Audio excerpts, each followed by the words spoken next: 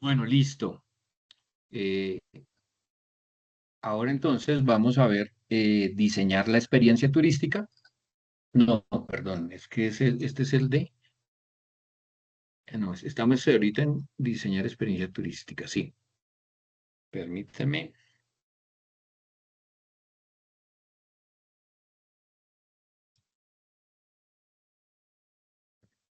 Listo.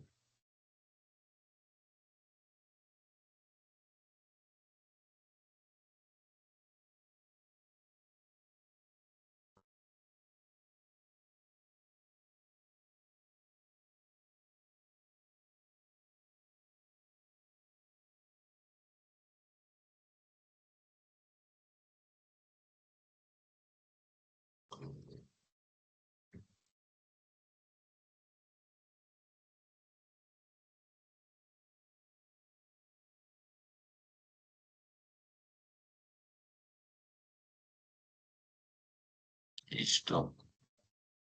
Ahí, por favor, me confirman, ¿están viendo la presentación? Estamos en rutas temáticas de Colombia. Sí, señor. Listo. Entonces, hicimos el cambio porque aquí en el tema de diseñar experiencias Entre esas experiencias, pues está las rutas temáticas. Pero no se podía entender bien una ruta temática sin haber visto la historia de la literatura, haber visto el tema de la narración. Y ahora sí, ya después de hacer una cartografía, ¿para qué hacemos esa cartografía? Pues para crear rutas temáticas. ¿A qué le suena eso de rutas temáticas? Yo creo que el nombre es claro, pero ¿a qué le suena?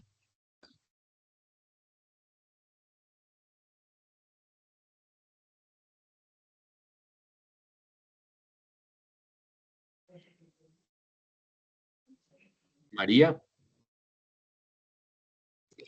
Profe, a diseñar rutas turísticas con alguna temática, así como hay hoteles temáticos, o sea, que le ofrecen a uno eh, una experiencia basándose en algún tema, pues lo mismo sucede en el turismo. Entonces tenemos rutas con la temática enfocada a la religión, pues lo veo así, ¿no? Ahorita Sí, que sí, sí. está el tema del fútbol, entonces enfocadas en el fútbol, eh, y pues así, en los diferentes temas, ¿no? Ok, bueno. Entonces, miren lo que María nos dice es, no necesariamente vamos a hablar de literatura. Allá en el anterior tema estábamos hablando de cartografía literaria y pues obviamente estábamos hablando de literatura.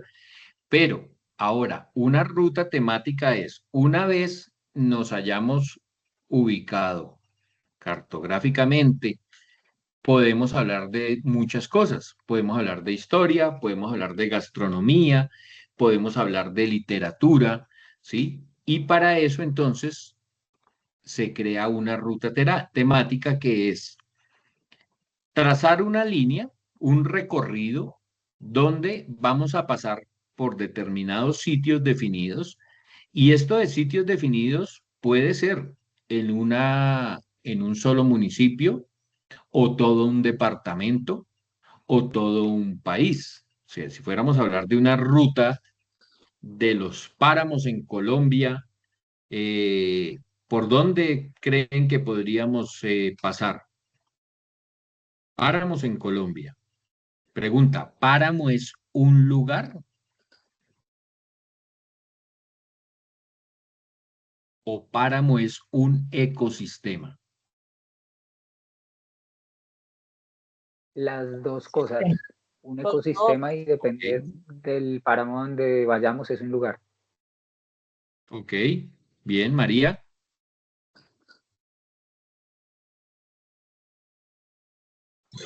Profe, pues para entrar a un páramo pues tenemos varias opciones, ¿no? Tenemos, podemos ingresar por la ciudad, porque muchos de los páramos colindan con ciudades, empezando pues por Chinganza y Sumapaz, y pues también por la naturaleza, ¿no? Por el subpáramo, que sería como los bosques de niebla, ¿no? Ok, entonces miren que un páramo como ecosistema eh, es un ecosistema de alta montaña, primero. Lo segundo, la variación en metros podría estar entre 2.900 y 3.000 metros en unas zonas, pero en otros lados puede estar en 3.100, 3.200 metros en otras zonas. Es decir, un páramo no es algo que podamos definir específicamente. Un páramo es un ecosistema de alta montaña y está ubicado en tales departamentos y tales a tantos metros sobre el nivel del mar. No, porque hay diferentes características geográficas que lo afectan. Por ejemplo, imagínense la cordillera oriental, ¿sí? Esta es la parte oriental de la cordillera oriental. En esta parte está el páramo de Sumapaz Cruz Verde. Por este lado, aquí tenemos el Rabanal, donde nace el río Bogotá. Por acá está Chingaza, ¿sí? Entonces, costado oriental de la cordillera oriental, 2.900, 2.950 metros, 3.000, encontramos páramo. Costado occidental de la cordillera oriental. Esta parte, digamos, allá donde queda el Tablazo, el páramo de Guerrero, que tiene entre la cordillera oriental y la cordillera central, el río Magdalena. Las corrientes cálidas del río Magdalena afectan el páramo por la cordillera occidental y lo que hace es que la vegetación ha subido de 2.900, 3.000, 3.100, 3.200, ¿de acuerdo? Por eso es diferente. Una ruta entonces implicaría, por ejemplo, los páramos. Vamos a suponer que uno puede visitar un páramo de esas características, pero no todos los sitios, por ejemplo, el páramo de Sumapaz no es un destino turístico, no tiene características para hacerlo y no los estoy invitando a que lo visiten, ¿sí? Ya seguramente con ciertos permisos y de pronto con parques nacionales y que haga una actividad y que requiera un guía, eso es otro tema. Chingaza sí tiene vocación turística. Entonces, una ruta podría arrancar, y con relación a lo que nos decía María, es que yo puedo entrar desde la ciudad a un páramo, o yo puedo entrar desde una vereda, o yo puedo entrar a Chingaza o sí, a la zona de Chingaza por San Juanito, cerca donde vive Juan Manuel, o yo puedo entrar por La Calera, o yo puedo entrar por Huasca, ¿sí? Hay diferentes zonas donde yo puedo entrar legalmente, ¿sí? Siempre que le estoy hablando desde la ley, ¿sí? Alguien me dirá, no, pero es que yo no sé cómo meterme a chingar. No, no, no, yo no estoy hablando de eso. Estoy hablando de la legalidad, de lo que estamos estudiando y lo que exigimos y lo que debemos hacer cumplir. Entonces, una ruta temática ofrece una gran variedad de rutas que exploran su cultura, naturaleza y gastronomía. Pero resulta que en Santa Marta también hay páramos, ¿cierto o no es cierto? ¿Dónde está el compañero? Los compañeros, bueno, está Juan Carlos, aunque Juan Carlos no es de esa zona, pero varios de ustedes hablaron de los páramos y hablaron de la Sierra Nevada de Santa Marta. Entonces, miren que no necesariamente es en la cordillera oriental, también en esa parte de la Sierra Nevada, pero también hay páramos hacia Pasto, también hay páramos hacia Antioquia, también hay páramos hacia Santander.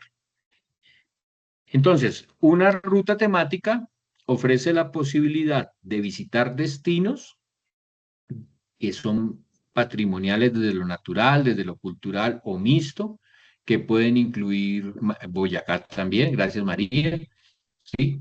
Son diferentes destinos que nos van a marcar la posibilidad de una ruta. Y hay diferentes corredores turísticos, eso está definido en algunos documentos que han establecido allí. ¿Han escuchado hablar de la Ruta del Dorado? Esa es una de las más conocidas. Ruta del Dorado. ¿Qué sitios visita? ¿Qué departamentos?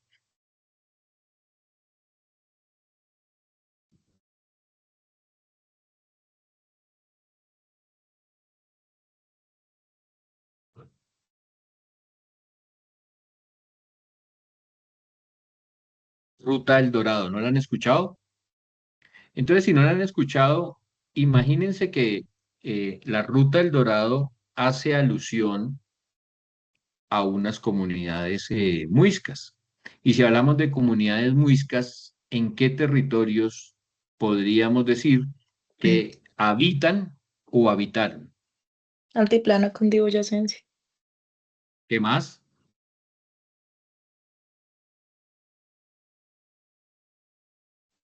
Pues ya sería mirar más que propiamente como comunidades muisca, como muisca chipcha, como entonces ya iríamos hacia la parte de Santander, inclusive podríamos ir Ok, hacia la parte del eje cafetero, ok, podríamos ir hacia Bucaramanga, y pues en ok, realidad listo. históricamente sí podrían ser otras cosas más allá de la historia Sí, eurocentrista. sí. ¿Y Bogotá? ¿Sí? Entonces, ya va definiendo en un tema y eso ya nos empieza a decir cartográficamente en el mapa dónde lo podemos ubicar. Ahora, ¿recuerdan la diferencia entre recurso turístico y atractivo turístico? Sí. ¿Quién se la sabe? Recurso Levante la turístico. mano. Recurso, no, pero se van a poner a buscarla, ya deberían saberla. Listo, Juan Manuel, Recurso dale, Juan. turístico Em, bueno, uno es un potencial turístico y el otro es un destino turístico en funcionamiento. Sí, pero ¿cuál es cuál? Está participando usted por este pasaporte gastronómico de Soacha, que se lo podría estar entregando el día domingo. El producto, el destino turístico, pues es un destino turístico, ya está en funcionamiento y es que se me fue la palabra del otro que dijo profesor, Atractivo. el atractivo. Bueno, en esta vida no fue, ¿quién más quiere? Ya no. Entonces, recurso turístico y atractivo turístico, el recurso tiene potencial de convertirse en un sitio para visitar, es decir, que tiene carretera, que tiene la posibilidad de que haya médico por la zona, que tenga la posibilidad de, por ejemplo, un restaurante o algo así. Ese es un recurso. Tiene potencial de convertirse en un atractivo turístico. ¿Sí? Por ejemplo, la finca del abuelo donde hay una cascada, pero que me toca a mí caminar 3 días, subir 2 montañas, luego un día a caballo, luego pasar un río en una chalupa. Es un recurso turístico, podría convertirse. Pero si la finca está pegada a otro municipio y a 2 kilómetros hay una carretera y yo logro hacer un convenio con el otro municipio y llegar al sitio, pero no por donde pasa mi abuelo, sino por la parte de atrás, en 2 kilómetros en un vehículo podría estar allí y eso ya se convertiría entonces en un atractivo turístico. Entonces, uno tiene potencial y el otro ya tiene todas las características para convertirse, ¿de acuerdo? Entonces, nosotros o las rutas turísticas se basan en lo patrimonial, sí, pero que sean atractivos turísticos. Yo no puedo hacer una ruta donde yo tenga que atravesarme un páramo pisándolo, deteriorándolo, solo por llevarlos al destino, ¿de acuerdo? Entonces, está enfocado en los recursos, en patrimonio, pero tiene que ser un atractivo turístico. ¿Queda claro? Háganmelo saber ahí con reacciones. Listo. Entonces, para que un recorrido sea considerado ruta, debe cumplir con una identidad, un nombre, la ruta del Dorado, la ruta Macondo, por ejemplo, una articulación, es decir, que tenga una red de prestadores de hoteles, entonces por eso estamos hablando de que no sea recurso, sino de que sea un atractivo, ¿sí? Porque aquí hago un paréntesis. Estas rutas sirven para que la visiten los que comúnmente no tienen conocimientos turísticos, sino que a través de, por ejemplo, de colocar su Waze, llegan a determinado municipio, allá los recibe el guía, les cuenta la historia, desayunan, vuelven y ponen el Waze, van al otro municipio, allá los recibe otro guía local, por ejemplo, les cuenta la historia o les hace partícipe de una actividad de tejido, resulta que ese es el guía local de 3 municipios y entonces los lleva al otro sitio y así sucesivamente. Entonces, todo está unido, pero recuerden, son atractivos turísticos. Jerarquización quiere decir que debe incluir al menos un atractivo ancla, digamos un sitio que sea muy conocido. Puede tener sitios, mire, es que esta es la quebrada, la cristalina, es que este es el monte de la vaca, este no sé qué, pero tiene un atractivo especial. Mire, es que en esta zona es la cascada tal. O sea, debe haber un gancho, debe haber algo más atractivo que sea lo que jalone. Y uno organiza la ruta entonces dejando ese atractivo, digamos, el bocadillo del roscón, dejándolo al final. ¿Sí? Porque si usted llega y se come el bocadillo a la entrada, ya lo demás es pan. ¿Sí me hago entender? Cuadre la ruta, se organiza la ruta, dejando al final lo más atractivo, porque si yo veo lo más atractivo de primero, lo secundario, pues seguramente ya no me interese. Accesibilidad de infraestructura, vial, conectividad, bueno, lo que les estoy diciendo de la importancia que sea construida con atractivos turísticos. Y entre esos están lo que ya conocemos, que son los atractivos naturales y los atractivos culturales. Yo sé que tienen claro ustedes ese tema, y entonces no vamos a profundizar en él.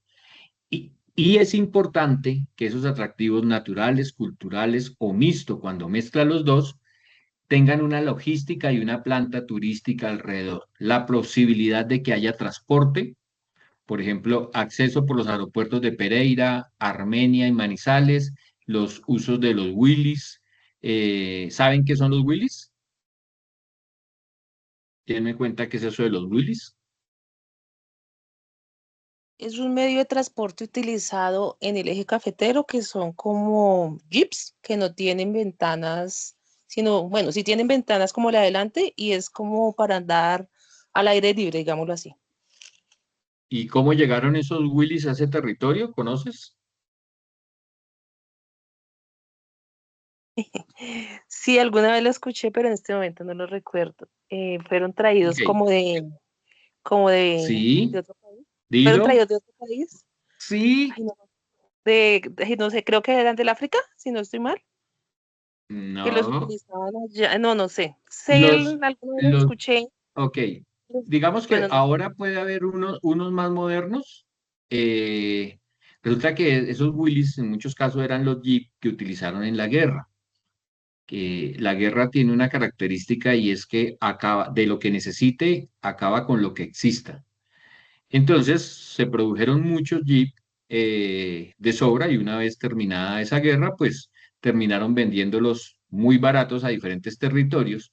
Y el Jeep es un vehículo propio para esta geografía de nuestro hermoso país, que tiene partes planas, tiene montañas, tiene lluvia, tiene tantas cosas. Entonces, esos terminaron llegando a ese territorio y permitían, por ejemplo, sacar bultos de café de fincas muy entradas o de zonas que no estaban pavimentadas. Entonces, ese Willys hace parte del territorio y hay una cantidad hay un festival, que es el Festival del Jipao, o sea, tomar la palabra Jeep y transformarla y convertirla en Jipao. Entonces, bueno, pero con base en todo eso es que se van construyendo esas rutas. Miren que no solamente el destino, sino también lo que uno se encuentra. Y si hablamos de una zona cafetera, ustedes saben la historia de esa zona cafetera, que después de un terremoto decidió darse una oportunidad turística al eje cafetero y entonces el Jeep hace parte, el cultivo de café, la finca cafetera, bueno, etcétera. Entonces, resulta que esa ruta temática que tiene que ver, por ejemplo, con el café, incluye gastronomía que tenga café, pero no es solamente tomar café. Yo me puedo comer un lomo en salsa de café, ¿sí?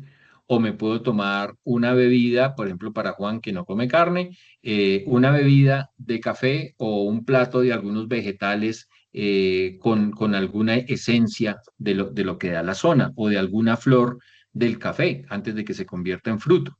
Entonces es la gastronomía, el jipao, el territorio, la hacienda donde yo me quedo, también es una hacienda típica que tiene, pues ya tiene las características de que tenga baño interno y seguramente wifi y la forma como se viste la chapolera. Entonces es sumar muchas cosas, muchos componentes a una ruta que está ubicada en un espacio geográfico. ¿Vamos bien ahí? Listo. A ver si las pongo acá. ¿Qué ventajas piensan que puede tener una ruta turística?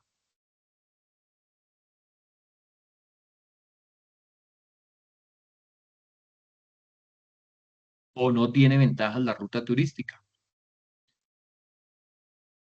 Julián,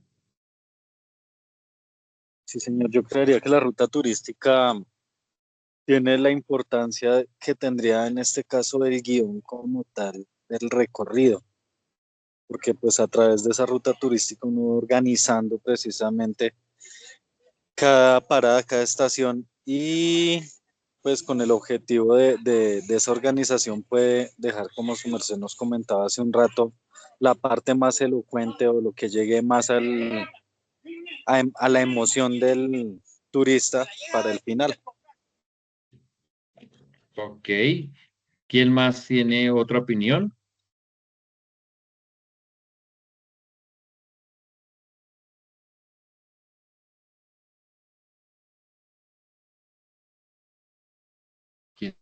digo yo.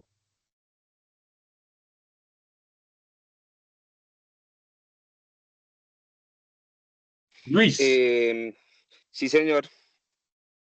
Pues tiene varios cuéntame. beneficios. Depende de qué estemos buscando. Tiene beneficios en cuanto a lo cultural. em, si se organiza de forma adecuada, puede tener beneficios en cuanto a lo natural, que es muy difícil de encontrar, ¿no? Porque hay rutas que impiden el traslado de especies, ¿sí? Entonces puede beneficiar como también puede ser eh, dañina. Y en cuanto a lo cultural, pues puede permitir, como lo decía anteriormente, su merced, puede permitir la comunicación entre destinos que de pronto no tenían comunicación y pues se crea una ruta en donde ojalá sea posible sin alterar el medio ambiente, pero es difícil encontrar esas posibilidades, ¿no? Entonces puede tener Gracias, Luis. repercusiones favorables y puede tener repercusiones perjudiciales. Gracias. Con relación entonces a lo que dijo Julián y Luis, podemos agregar, por ejemplo, fortalecer la identidad de los atributos del destino, ¿sí? El tenerlo de alguna manera organizada, estructurada, con su carretera, con sus guías, con las agencias, con posibilidad de atender emergencias, con la posibilidad de generar comercio, que haya casas de cambio, todo eso, permite que se pueda fortalecer la identidad de los atributos del destino. O sea, lo patrimonial es importante, pero si yo facilito la llegada y la experiencia, yo fortalezco la identidad de de esos atributos, de ese patrimonio, porque yo no puedo cuidar lo que no conozco. Y facilitar conocer patrimonio, tanto natural, cultural o mixto, facilita entonces que ahora se pueda fortalecer esa identidad. Distribuir los tiempos y movimientos en el destino, bajando la presión en temporadas. Entonces, si yo lo tengo organizado de cierta manera y yo vengo, digamos, del norte y voy hacia el eje cafetero, yo puedo hacer esa ruta más cercana hacia el norte. Pero si yo vengo del Tolima, yo empiezo por otro lado. Pero si yo vengo de Antioquia, lo hago por otro lado. Y si vengo de Bogotá, lo hago por otro lado. Entonces, el poder hacer la misma ruta con diferentes inicios nos permite que en temporadas altas no todos lleguen al mismo destino. Cada agencia, según su territorio, la va a organizar por costos y por movimientos. Agregar valor a los productos turísticos que existen a través de la innovación. Ir agregando diferentes componentes, por ejemplo, una cata ciegas. Eso nos permite entonces concentrarnos en el olfato, en el tacto, en el gusto, tal vez en el oído, pero dejar a los ojos como algo secundario. Y en este caso ahí hay una innovación, disfrutar de una manera diferente a como comúnmente lo hacemos. Generar mayor permanencia y gasto en el destino. Para nosotros también es importante buscar cómo hacer que la persona pueda comprar más, estar más tiempo a través de una experiencia. ¿Cómo podemos no solamente aumentar los ingresos de nosotros, sino los de todo el territorio, que le puedan comprar el pan de café a la señora Eulalia, que pueda subir y tomarse una foto con el Jipao, que puede que no esté sirviendo, pero que es un buen escenario para que la gente haga selfies, ¿sí? Y que le permita a don Gregorio también tener un ingreso con un vehículo que tal vez ni motor tenga. Pero de esa manera, a través de la ruta y de ir conectados, podemos lograr que todos nos beneficiemos. Fortalecer el encadenamiento de los actores públicos y privados. Bueno, como esto hace parte de la cadena del turismo, pues fortalece que todos podamos participar y que que cada uno participe y que cada uno reciba y que cada uno ponga. Brindar más elementos que permitan al turista tomar decisiones al disfrutar el destino. Decisiones como voy a volver, decisiones como me voy a quedar, decisiones como puedo de aquí terminar yéndome para otro territorio o una persona o dos quisieron quedarse y la otra devolverse. Entonces muchas cosas pueden pasar. Perfil del guía en esta ruta. Importante, el rol de nosotros como guías es un intérprete integral.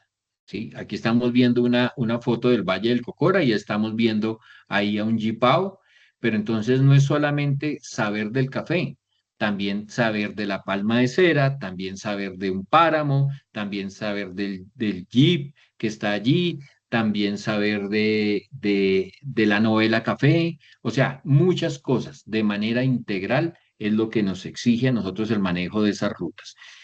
Y se basa, digamos, en un conocimiento técnico. Debo saber explicar la variedad entre un café arábico, uno robusta y los procesos de beneficio. ¿Qué es eso de beneficio del café?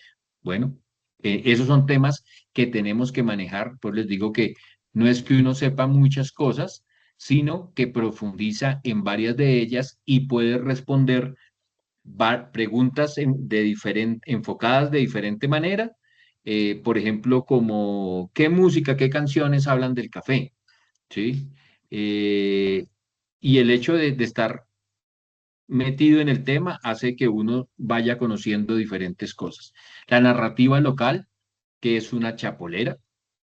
Chapolera tiene relación con una mariposa que se llama la chapola y tiene relación con la forma de vestir, pero eso es un tema eso es un término que utilizan allá. Nosotros comúnmente no lo utilizamos acá y tal vez muchos no sabían que la chapola era una mariposa que tiene que ver con la polinización de algunos flores y de ahí el fruto del café. Gestión ambiental, liderar prácticas de turismo sostenible en zonas frágiles como el Valle del Cocora.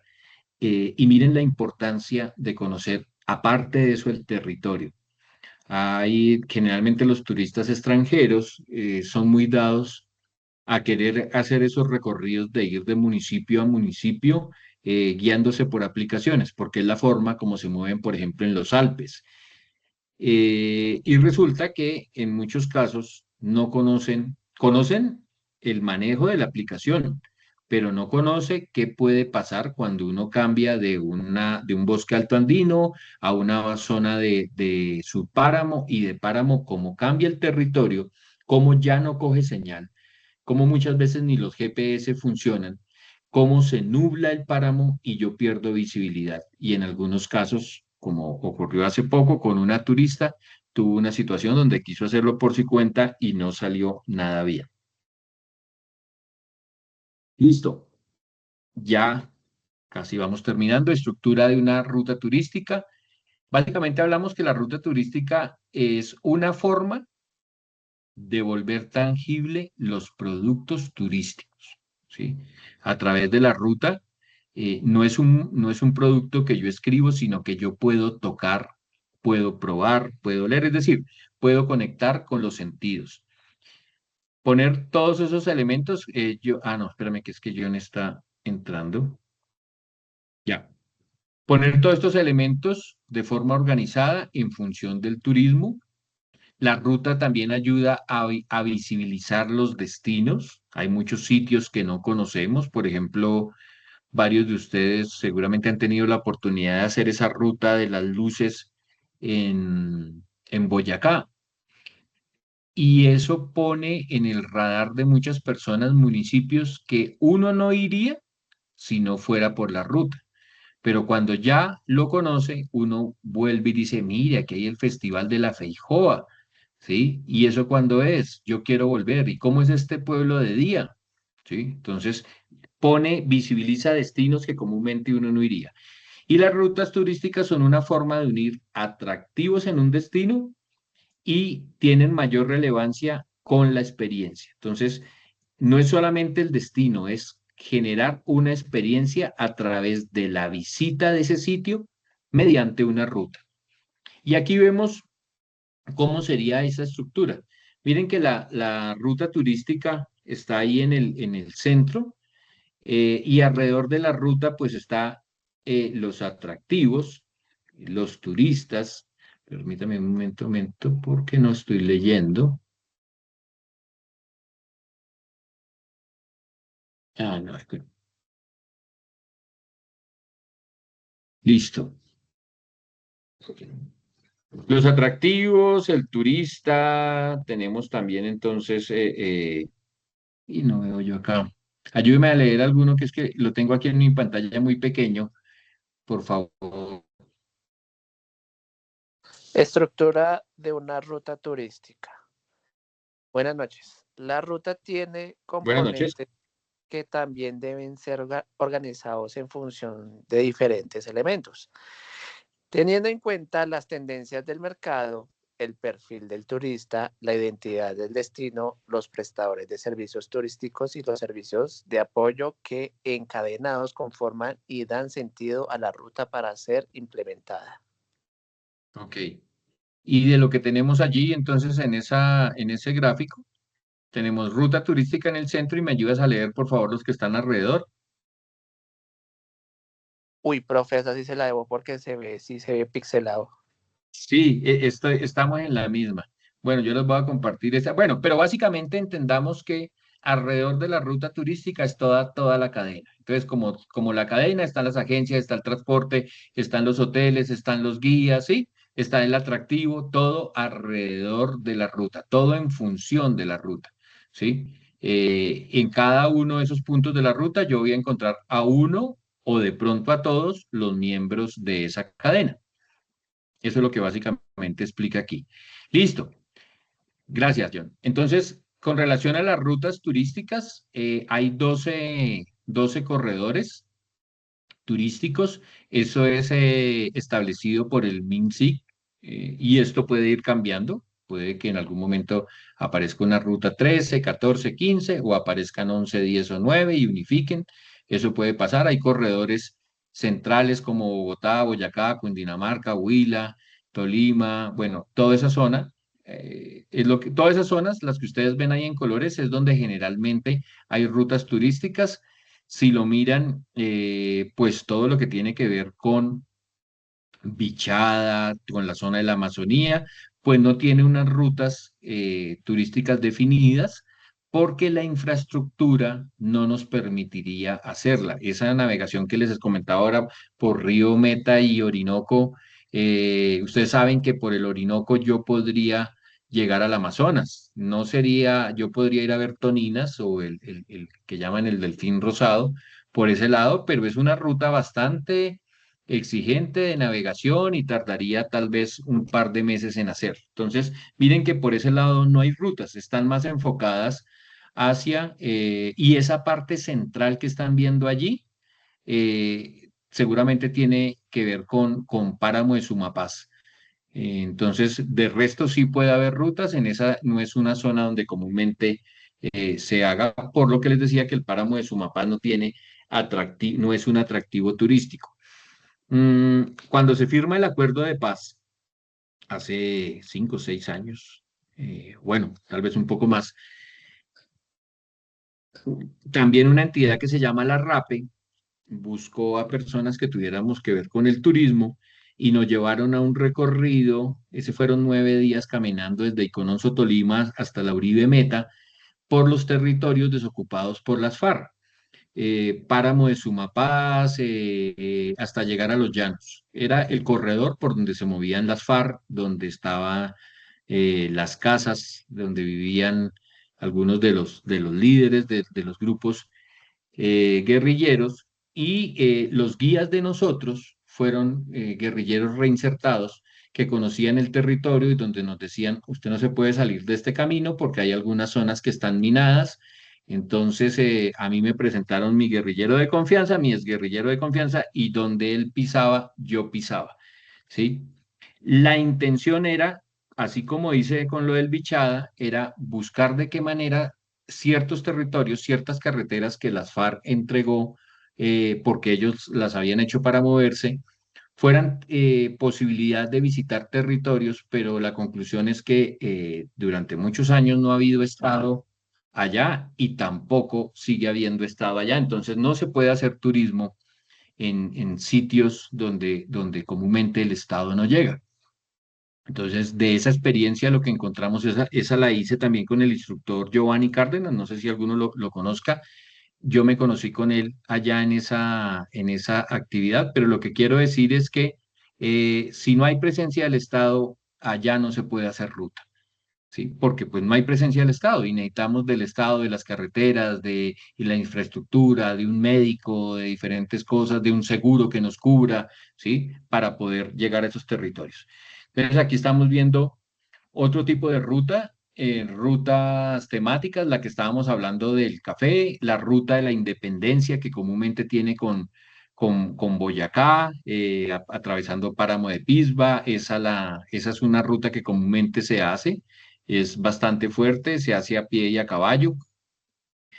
La ruta de Macondo, que es la que tiene que ver con Gabriel García Márquez, la ruta Mutis es una ruta muy fuerte de hacer, porque esa ruta Mutis es el costado occidental de la cordillera oriental para bajar al Magdalena en unos tramos, otra por cerca al Salto de Tequendama, o sea, es una ruta bastante fuerte y que tiene unas características específicas. Comúnmente se camina a la madrugada porque territorios como Mariquita y esas zonas donde el calor es tan fuerte, uno a mediodía ya estás acostado. Entonces uno arranca a las 4 o 5 de la mañana y a las 9:30, 10 de la mañana ya termina la ruta por ese día y así sucesivamente. Entonces tiene unas características distintas.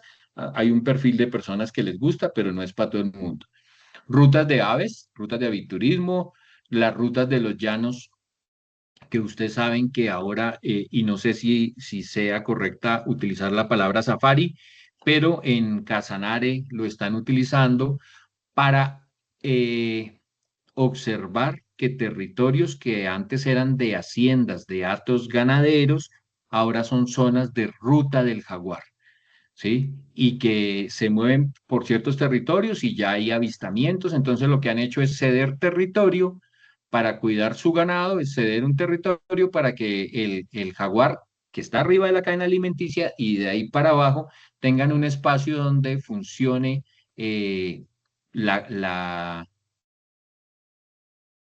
el estado natural de una especie que es sombrilla y de ahí para abajo las que están. Entonces, si hay jaguares es porque hay de que se alimenta el jaguar y de que se alimenta el animal que se comió el jaguar y así sucesivamente. Entonces, todas esas son rutas que tienen que ver con los llanos. Rutas de los llanos tienen unas características especiales. Una es la ruta en verano, otra es la ruta en invierno. Lo que yo hago navegando, a los 6 meses lo hago a caballo o a pie o viceversa.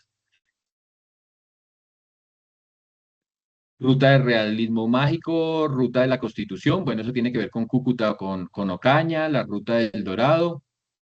Y ahora rutas, por ejemplo, enfocadas en productos de la tejeduría. Bogotá hay con la Cámara de Comercio están haciendo algo que se le llama la ruta de lo hecho a mano, la ruta del barro en Boyacá, la ruta de la Sierra y los Raudales, rutas como Pacífico, rutas del café, rutas de gastronomía y así sucesivamente. Bueno, me estoy quedando sin voz. ¿Preguntas? ¿Aló? ¿Los dormí? No cuente. Señor. No pude. Bueno, mi gente maravillosa, ha sido un gusto haberlos acompañado. Feliz anochecer. Nos vemos el domingo, que tenemos un taller chéverísimo. Espero que les guste. Prepárense para hablar. El domingo hablan ustedes. Yo hablé yo hoy, el domingo ustedes, ¿de acuerdo? Tranquilos, no se preocupen. Primero vemos el tema y luego hacemos el taller, así que tranquilos. Vayan. Lo único que les pido es que lleguen puntuales y especialmente a los 5 primeros les tengo pasaporte gastronómico de Suacha. Vale la pena. Allá se los llevo a los 5 primeros. Yo ahí el salón y todo eso ya está indicado. ¿Listo? ¿Algo más que ya vamos a cerrar? Listo. Luis y Juan Maya, no se preocupen que tengo que hacer una reunión con ustedes específicamente para mirar el tema y ponernos al día en lo que esté pendiente, pero eso lo hacemos aparte porque es un tema que tiene que ver con cada uno. ¿De acuerdo? Bueno, en este momento